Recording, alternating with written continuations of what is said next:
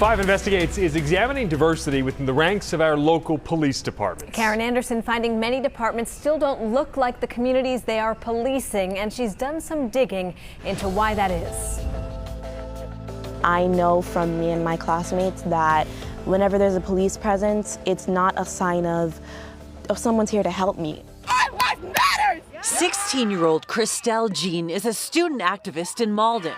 Whether she's organizing a Black Lives Matter rally or speaking up for her classmates, Christelle says her goal is to have more black and brown voices in positions of power, including the police. When you don't see anyone who looks like you, who's fighting for you, then you assume that there's an authoritative figure who's hovering over you and has no intention of pushing through whatever you need. Christelle says all too often she and her friends don't see themselves represented in Malden Police. The department is 81% white, the city 47% white. But Malden is hardly unique. We compared the racial makeups of nearly 20 police departments with census data and found the police departments are whiter, sometimes much whiter, than the communities they're policing. The Lynn Police Department is 84% white compared to the city's population, 36% white. Police in other diverse cities like Quincy, Everett, and Worcester still largely white.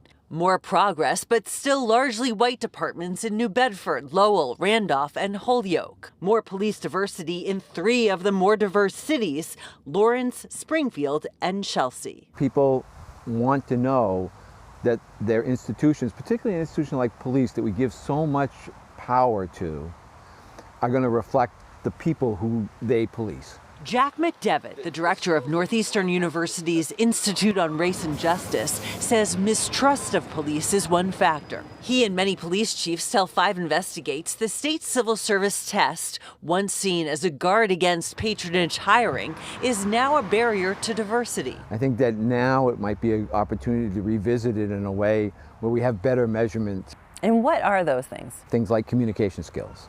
Well, there's many better ways to assess someone's communication skill than giving them a paper and pencil test that sees what their vocabulary might be. Advance! Another criticism of the test is how it favors veterans over all other candidates, potentially forcing a chief to hire a white veteran over a minority who did not serve in the military. And even when minority candidates are hired, it can take years to change the demographic makeup of the force. We still have some work to do. Lowell police have started closing their diversity gap by ramping up minority recruiting over the past several years, targeting promising candidates as early as high school and helping them take the civil service test. We've continued to try to diversify this police department to make it more effective, to make it more trustworthy, and we'll continue to do that regardless of what the climate is right now in the United States. I understand it.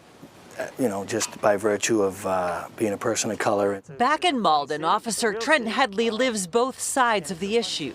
He was the only black officer in the department when he was hired 27 years ago. How far have we come?